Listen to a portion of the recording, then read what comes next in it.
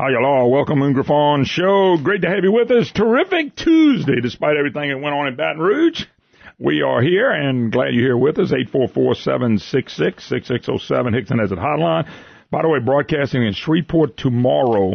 I'll either be at Keel or on location. We'll let you know that hopefully during the program. If not, they will let you know. But we will be broadcasting in Shreveport. And then on Thursday, we're in Alexandria at Hickson Autoplex. So we're looking forward to all that. All right, let's jump gears. We're jumping right into it. We do have Speaker of the House, Taylor Barras. Taylor joins us. Taylor, how you doing, sir? Good morning, Moon. All right, brother. Listen. Better today, that's for sure. All right, I'm gonna start this off because I have a couple beefs. Okay, so I'm gonna start with that and let you try to explain it. Y'all fought the fight. You've been fighting the fight really for 2.5 years, and I understand all that. But I feel like your vote personally, voting for the budget, allowed Bob Hinskins and some of these other Republicans to go ahead and vote for this. And that was my disappointment. I didn't think that was a good vote for you. I felt like the governor, they always wanted a half cent, and the governor got 90% of what they wanted. Maybe not in the big picture, because I understand the fight back, and they started out wanting $1.4 billion.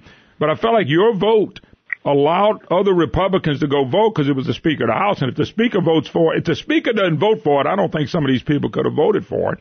So that's my criticism of the whole thing, is I just felt like that. I felt like you should have hung in there with it with the rest of the guys that you had worked with. Now, saying all that, I want to hear what you had to say about that.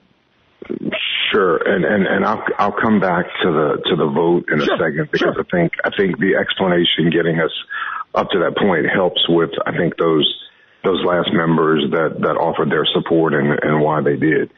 If you recall, and this was kind of our conversation at the end of the second special session, was, the $648 million number that the governor continued to request through the second, and to an extent through this third session as well, was the entire wish list. It was to give everything that he had presented in his executive budget in January.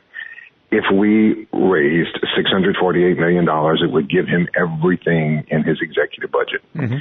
We had determined, and you and I talked about this number, the $495 million number that we calculated as to what the current level of spending is amongst the agencies today.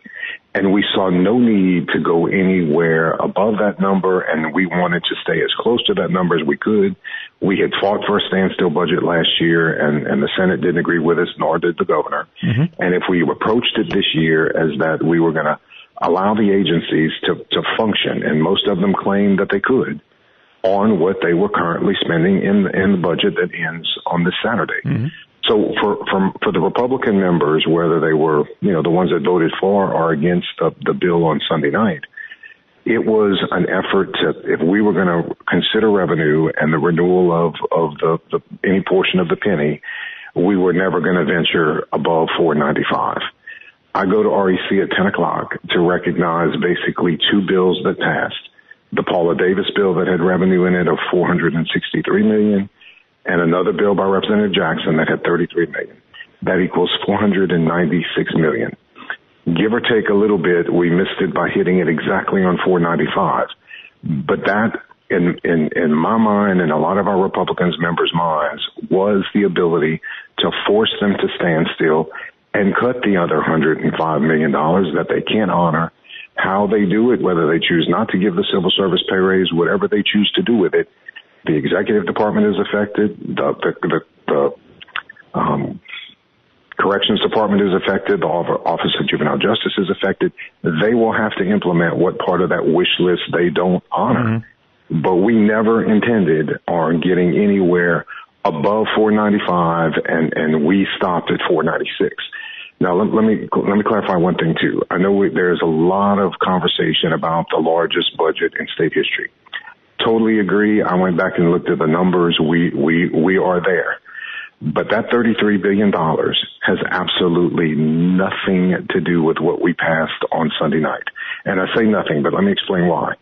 The legislature's authority by the Constitution is to appropriate the entire budget. Mm-hmm. What we debate and what we have the authority to affect is only the state general fund. The state general fund is $9.4 billion of that 33. So a third of the money is what we debate and what we have been debating for 3 years now on how do we allocate, which has ranged from anywhere 9.1 billion to 9.4 billion. What we're spending in this current year is 9.4. What we're going to spend in 19 is 9.4 in state general fund because we stopped at that 495 number.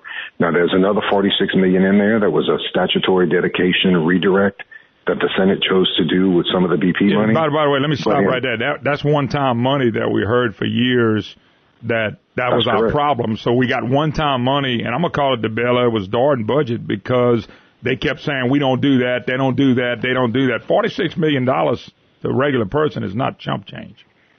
Yeah, it is redirected, and to keep it at that level, it would have to be redirected every year. I suggest that that's going to be a struggle to redirect that BP money in this fashion every year. Not something that was on the House's radar. It was certainly included in one of the Senate amendments. But my point being is I don't want to have members of the legislature, particularly my House members that ended up supporting this in the end, to be dinged on the largest budget in state history. Let me tell you why that's the largest budget in state history. When we got here in 2016, we ended 15 with the budget at $25.7 billion. That was the end of my second term. That budget today is $33 billion. That is a $7 billion increase in total state budget, and the state general fund has remained flat through the entire time. So what the legislature has appropriated and remained flat in state general fund has increased with either stat debts to a small portion, but the biggest chunk of that, over $5 billion of it, a 52% increase, is Fed funds money. We are drunk on Fed funds money. No, we are. And Medicaid program. Okay, we are, and Medicaid is a problem, and I know that was directed by Bel Air, which had nothing to do with it, but Taylor, it's still a lot of money. You keep focusing on the 9.4, but there's another generated fund that we got out there that's state generated money, and our money comes to almost 16 to 18 billion dollars of money generated by the state of Louisiana. That's right. I got the budget, and it's over $18 billion of what this state generates. And the fact that we do have to put up money for things that are mandated, but like I said, we get mandated on a lot of stuff anyway. And that's our frustration. It's not, remember, everything you said, I'm not arguing with anything you said, but we have an out-migration problem. We got people leaving, and we got a GDP problem. That means our economy's not growing. So any growth in government right now, as you know, will not help us in the long run because we're not focusing on businesses and jobs. And that's my big concern of having a budget this big because we can't maintain it. We just can't maintain all this. And I think you agree with me on that. We can't. I certainly do, and I will tell you on the business side, let me talk about that a little bit as well. We have, multiple bills, and I don't mean to pick on my senators, but that's where the majority of the bills came from, that wanted to make permanent all of the shaves and reductions we had done to business exemptions and credits. The big one, our Quality Jobs Program, it is the job creator that continues to let our Louisiana Department of Economic Development be competitive. And every year we go through this fight to gut that program and gut that program and gut that program. Throughout Acadiana, a number of our small oil field service companies, I have a number in my district, that have taken advantage of that to the goodness of adding, although it be small, 12, 15, 30 jobs in their companies. It is incredibly beneficial, and it's what Texas and Arkansas and Oklahoma and all of them do. And every year we had to fight off, and we killed those bills. In fact, Senator Luno had a big one this year, and we killed it in our Ways and Means Committee for that very reason, to keep us from being uncompetitive going forward. Mm-hmm. What we did in the Paula Davis bill is protect utility sales tax exemptions at least worth 2 cents to business. Other states offer that. In some cases, they don't pay sales tax on business utilities at all. It's those kinds of things that we continue to fight to protect for business that can sneak in and ding them with paying more taxes. And I'm proud to say, I think on the House side, we stopped all of that as well. Okay. Let me do this, Taylor. I got a big question for you. Okay. And we're going to take a break after the question, after you answer it. And then I'm going to come back. We're going to talk about the things y'all have done. Because I know y'all have done some things. And I know you've done some things since you've been the Speaker of the House. Here's the big one I got for you. And I don't know how you're going to ask it, but I'm going to ask it to you.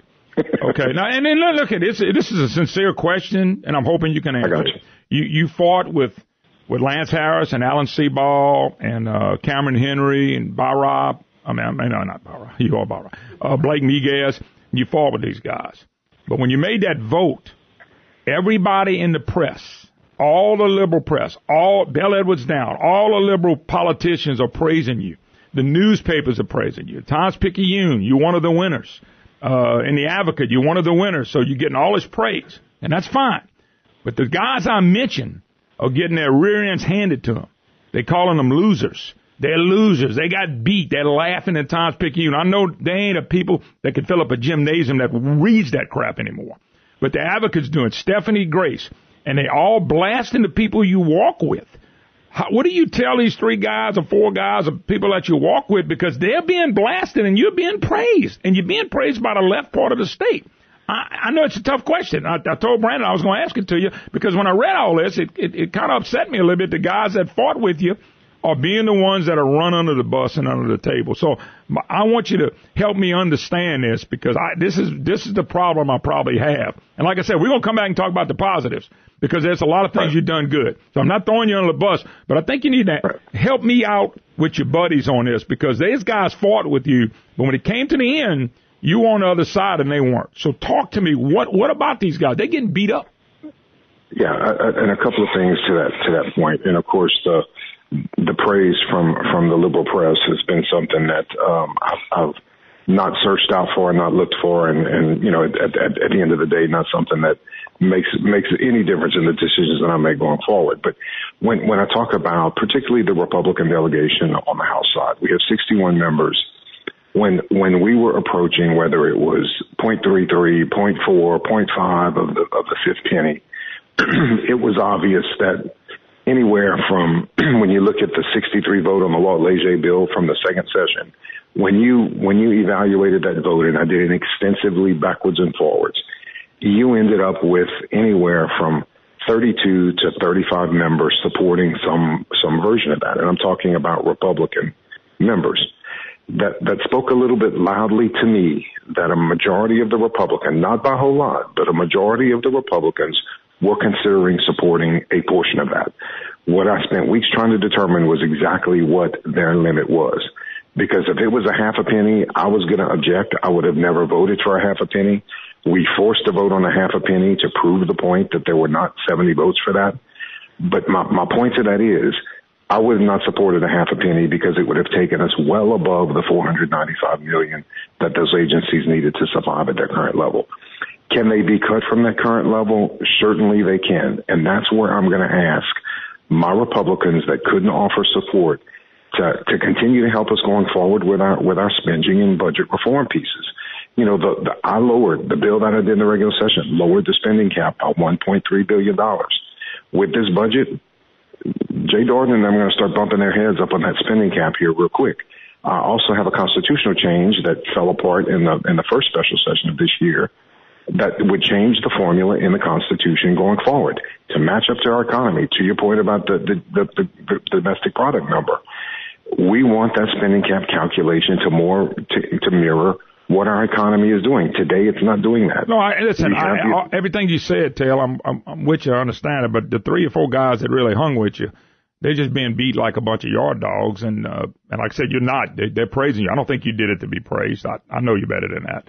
But I'm just telling you what's going on in the press and what people are reading today. It's like those 3 guys are bad guys, and all of a sudden Taylor's a great guy. Well, you're a great guy anyway. I know your brother-in-law, so you're a pretty good guy. But the point being is I was concerned about those guys because y'all all got beat up. I understand that, but they kind of stuck to their deal, whereas you voted for the deal, and that was a concern for me because as I read this stuff, it gets me mad that they're throwing these guys under the bus. You're not, well, and they are. And look, I don't like that. I don't like that part of it either. But I think we can continue working on those budget spending reforms with their help. Oh, I think you will. I think you're gonna get their help, Taylor. Look, let me tell you. Speaking of House Taylor Barras, Taylor, only because I'm up on a break. Let me come back. We're gonna come back and talk about.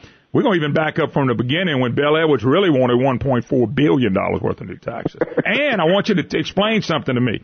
He said he cut $645 million out of the budget back in January, February. Well, I've been on that. They quit that. The governor said yesterday we cut $600 million out of this budget. If you could please tell me where they cut them, because I think that's got to be explained. Remember when the governor told Senator Sharon Hewitt, I can explain it to you, but I can't learn it for you? And Correct. She was talking about the $645 million that he claimed he cut, which was never cut. Okay, and y'all had transfers of payments and delayed payments and all that stuff. Well, the other day on Kill Radio, he made the comment that also this budget has $600 million in cuts. Now, come on, Taylor, this budget doesn't have $600 million in cuts. It does not. It will have a lot of wish list items that he can't honor, that he'll have to make that determination. But isn't that Taylor? That's a big difference from a cut, though.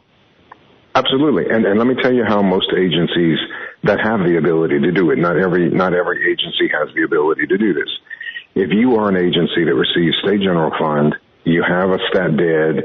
You probably have some self-generated revenue if you're one of the departments that has that, and a lot of them do. If we're going to reduce your state general fund by $1 million, then you're going to take some of your self-generated revenue and use it to replace that million. Now, how do they do that? You heard us harp on vacant positions and travel expenses and all the things that they could be cutting.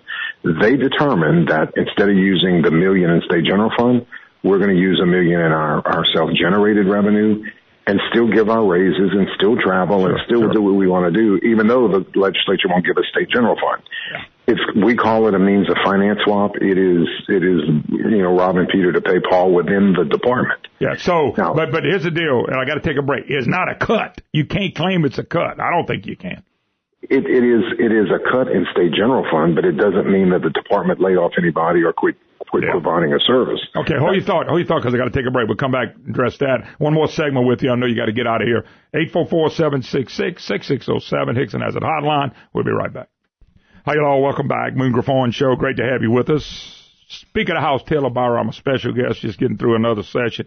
You were talking about, I'd mentioned that, about the cuts, them calling cuts is really just moving chairs around on a Titanic. Am I correct by saying that? I mean, example, you just mentioned that, there are cuts within the department, but like I just said this to Brandon, if me, you, and Brandon were three different departments underneath division of whatever, and you took my money, $4 million of my money, and put it with Brandon, you could say you cut me, but under the same division, there was no cuts. There was just some money moved around and transferred. Is that a decent enough example? That is correct. Even within the department itself, yeah. You have three basic pots of money in most cases: state general fund. You have stat deads that are dedicated for certain purposes, so you can't move that around as easy as you'd like. But if you have self-generated revenue, license fees, tar fees, all those kinds of things, those are to be used at the department's discretion. And if you choose to use that to replace what we didn't give you in state general fund, that is what happened with most of that $600. But nothing. When I say cut, it wasn't like you had $10 billion and you put $600 million. Now you got 9.4. It's not like that. It's moving money around, calling it a cut. And that, to me, is very disingenuous. It just is, and I think the governor is being disingenuous about it. Not you, but him. I would agree with that, and that was to my point earlier on the action we took in this third special session. Is the minute we would have awarded more than $495 million, you allow that practice to continue, because what we're trying not to do is increase the base of which he will start with those department numbers when he presents the executive budget in January, which, God forbid, is 6 months away. Let me ask this question. If we had let him start with a higher base, then we'd have a cliff already before he starts. Well, one of the things I disagree with 7 years, because I mean that tells me we're going to always have this tax, whether it be sales tax, income taxes, or whatever. I know y'all fought the good fight against income taxes, and I do appreciate that. But what worries me a little bit is that, well, let me back up. Let me ask this question, because I know I'm going to let you go in just a minute. Do you really think, or what do you think if they start saying, well, we got a $300 million surplus? Did we give them too much money? Well, and what's hard to judge at this point, in fact, looking at the preliminary work that I'm seeing that we'll do at REC today doesn't look like there's any additional recognized. At this point, we'll probably come back in the September-October timeframe with another REC meeting. So what's going to be recognized today for next year is strictly what was raised in the sessions.